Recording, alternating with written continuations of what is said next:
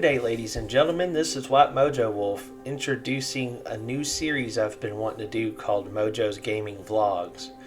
For this series, what I want to do is take the review formula I've done pretty well with various games you've seen over the years, and I kind of wanted to give them my own spin on them because you can take any game you want and go look at reviews, and there's just so many.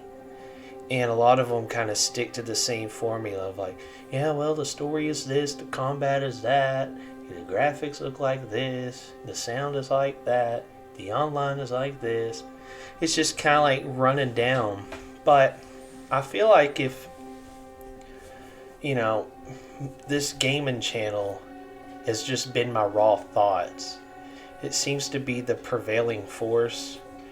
And I want to double down on that, if it makes sense. So what I'm going to do is show you some Starfield footage, and I'm just going to talk over it with just kind of a relevant music track in the background, and just talk about some of my raw thoughts over the game after so many hours. I posted on Instagram that Starfield was pretty much my most played game this year across all platforms. Put over 400 hours in it.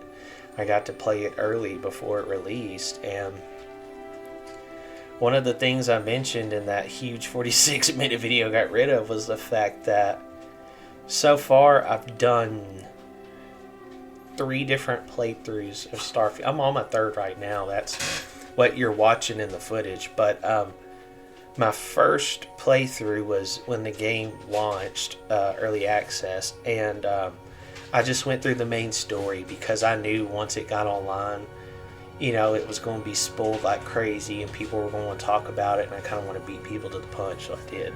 And after that, it was pretty cool seeing the mechanics and kind of how they did New Game Plus. Basically, the way Starfield works at its core is you go through the main story and it takes you to the center of the multiverse. This might sound crazy, but I mean, if you've read comics or, just an average sci-fi fan, you've probably seen these concepts before. But this is the way, this is the way, I didn't mean to pull Mandalorian on you guys, but this is the way that Starfield kind of sets itself apart from the other Bethesda games, because the problem I kind of ran into with like Skyrim and Fallout 4 is that I would play them, and after I've done like a lot of the main quests and side quests and exploration, it just felt like there was nothing else to do. I mean, all you could do was just make a new character and do the same thing over and over again.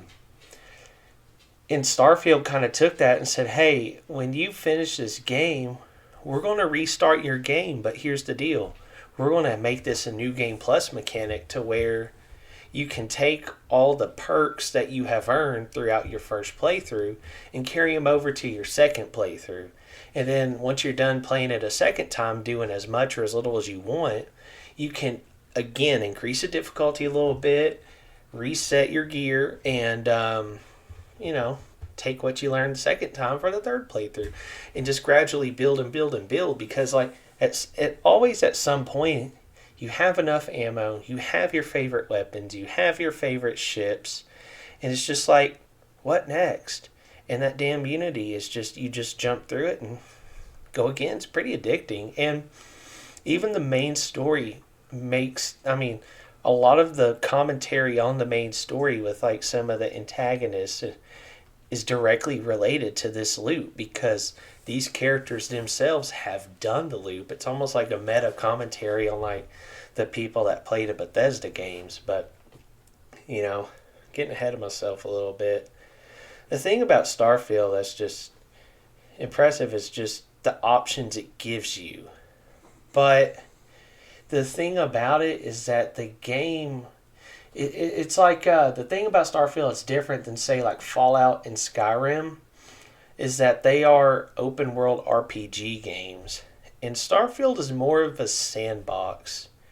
And usually the kind of thing I use to kind of separate those is the fact that with the sandbox, you kind of, once you finish the main story and stuff, you kind of have to make your own fun. But that's okay, because if you're digging the game, Starfield has so many options for you to do that. And that's kind of the aspect I've been enjoying the third time. Second playthrough, I pretty much did every quest I could find. I did all the main quests, I did all the faction quests, and just real quick, I think their main quest is probably it's right up there with Skyrim's. I enjoyed it so much, more than Fallout 4. But Fallout 4 was good too, but just not as good as say Skyrim and then Starfield. Faction quests, I think the factions in the game, which are like guild equivalents of like Skyrim, and I thought those were pretty good as well.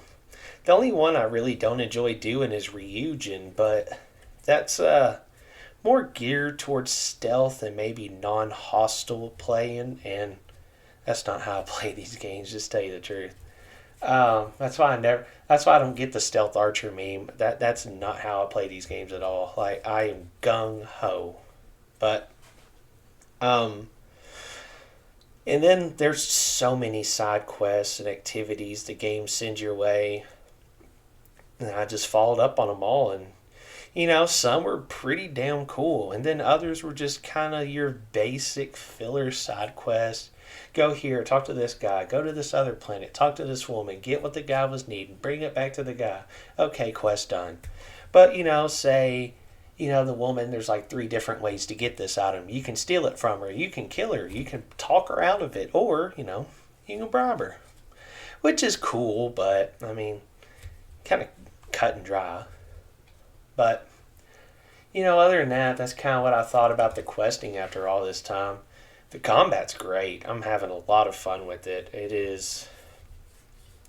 It's like Fallout 4's gunplay, but then it has like Skyrim's Dragonborn magic on top of it, and there's just so many damn options, and it's a really good loop that they have. And honestly, it's not like they have to fix a whole lot in terms of the combat. It works good. My only thing is like, can we get some more melee weapons? Like, let's make melee like a really, really good option. And it can be, but you have to invest a lot of perks. And after a while, leveling gets slow. And so you kind of want to spend those on other things. The perks, you get a perk every time you level. It's pretty much like Fallout 4's perk system, except the only caveat this time is like you have to, you unlock a perk, and it comes with a challenge. You have to do the challenge to unlock the next rank of the perk. That's about as simple as I can get it. In terms of like all sorts of systems this game has, I mean, it's crazy. You have ship building, you have spacesuit crafting, weapon crafting, research, which is like looking up better recipes for these systems. You have outpost building, you can do smuggling, you can deliver cargo, you can just straight up do missions to where you like transport people, or you make outposts on different planets supplying cities with whatever ore they need. I mean, there's just a lot to do. I mean, a lot of people have rightly criticized. I was like, well, what's the point of it? Well, that kind of goes back to the sandbox thing. You have to kind of make your own fun of it. But I think the exploration is fine. It's just, I think if everything was level scaled, that would be even better. But there's a fine way to do that because you don't want everything to just turn into like bullet sponges. But I don't know. I noticed the earlier builds of Starfield, and you can kind of see like some of these afflictions pop up on your screen. You even see it here on this footage that you go to some planets that are extreme temperatures and you have some status effects. Starfield, you can tell during development they took some of those away from your character to where they don't affect you, because one of the things about No Man's Sky is they kind of put you on a hostile planet just to start, and part of exploring is making sure your suit's at good integrity, that it's blocking out like the radiation or the toxins or the cold or hot or however you want to do it. And then you also have to kind of keep up with your ship and make sure you got everything you need there. And I know Starfield, it seems like the way it was originally supposed to be is that your ships had a certain amount of fuel you could burn.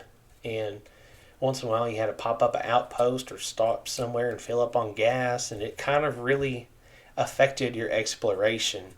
I get why the game is the way it is now, because you got to remember this is a Game Pass game. It's a big launch for Xbox. It's got to nail the casual appeal. With that being said, you have to kind of, I think they're doing this with the updates this year, but I think they need to start implementing some of these like survival mode type of options for like the more hardcore of the gamers. That way they can keep their playthroughs fresh after so many hours. I'd love to see what it was like. And the other thing is that one criticism I've heard for some people that have actually wanted to play the game, but they haven't been able to get into it. I always ask them, what is just out of curiosity's sake, I ask them what's stopping you from playing a game, and the biggest feedback I get is either A, they're just not interested in that kind of game, which hell, that's perfectly fine, and B, it's a bit overwhelming.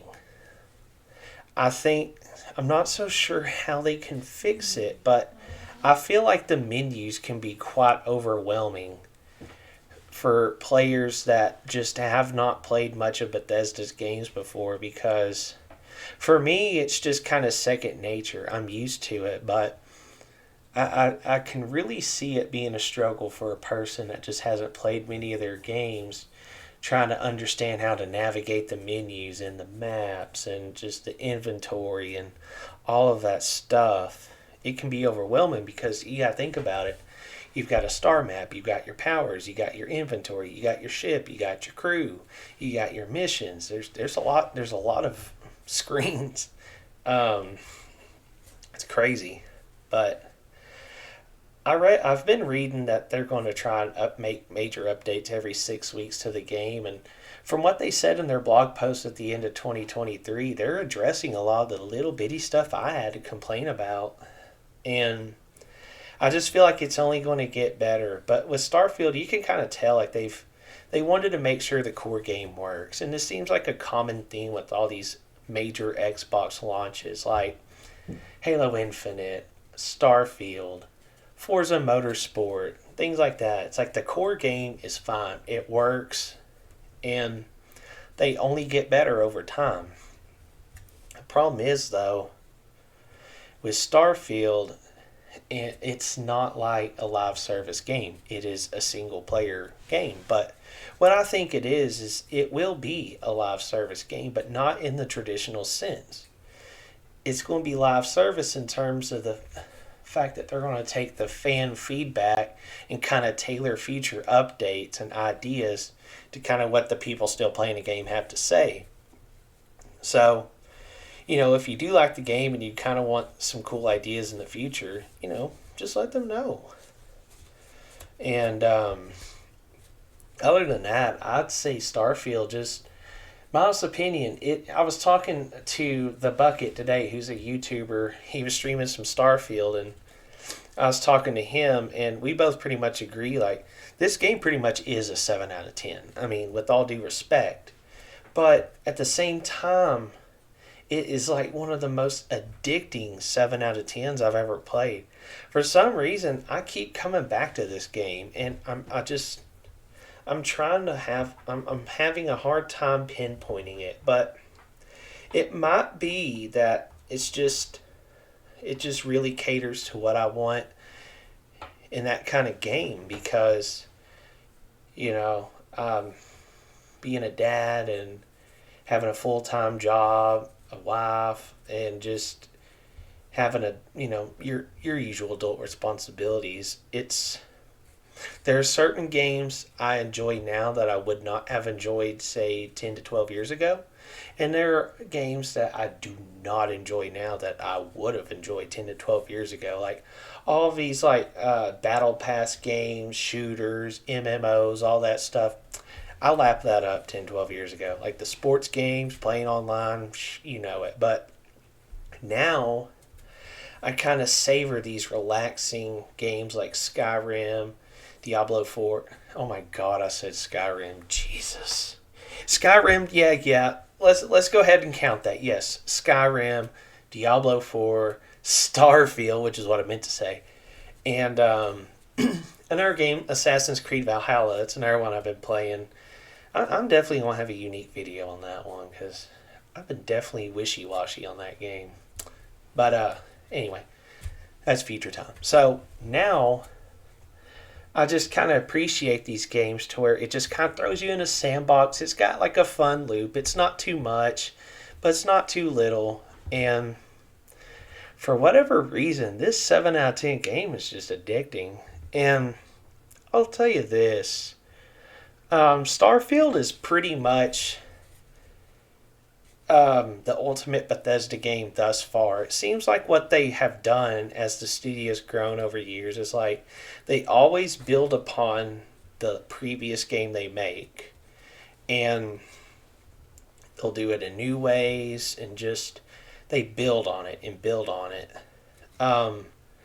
Like, Oblivion was a huge hit, and then they took that and made Fallout 3, turned Fallout 3 into a RPG like that. And then, Skyrim was just the hit. It's like modder's paradise. And then you have Fallout 4, which is kind of more toward big epic story, but it's got an incredible gameplay loop. I'd say Fallout 76 might be like the black sheep in this analogy, but I don't know what you would call that. An experiment? Experiment gone wrong in some cases, but I mean, to be honest, Fallout 76 is fine. Like, if you're on the fence about trying that game, it's pretty dang good now. It's a solid Fallout experience. You can play with people. You don't have to. You can kind of do what you want. And I'll go back to it this year because they're going to keep updating the game. But, for now, it's Starfield.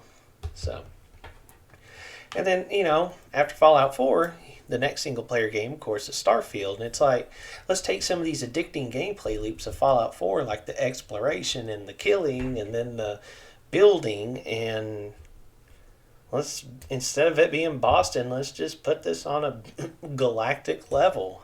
And like that, they'll tell you themselves it's irresponsibly large. So I want to go through my list real quick. And just kind of see if there was something I wrote down that I just, want to cover. That I felt like I haven't really dressed up yet. Yeah, here's something. Ship combat is fun, but these two difficulties need to be different. Basically, what I meant by that is when you choose your game difficulty, it's got the usual Bethesda options.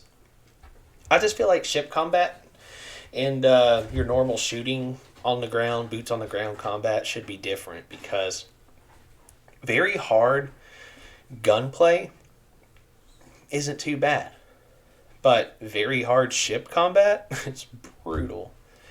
Like, I remember Todd Howard saying they had to dumb down the ship AI. Let's see, the story and questing is like Skyrim. The exploration, like the planets, is like Daggerfall. The dungeon crawling and crafting is like Fallout 4. I've got that in my notes, and I'd say that's pretty well. What else is on here? And then I had like a laundry list of improvements and stuff. And honestly, I just think it just needs a few more things. Like, I'm not really going to cover the things they've already talked about, but they've got to figure out like the landside travel.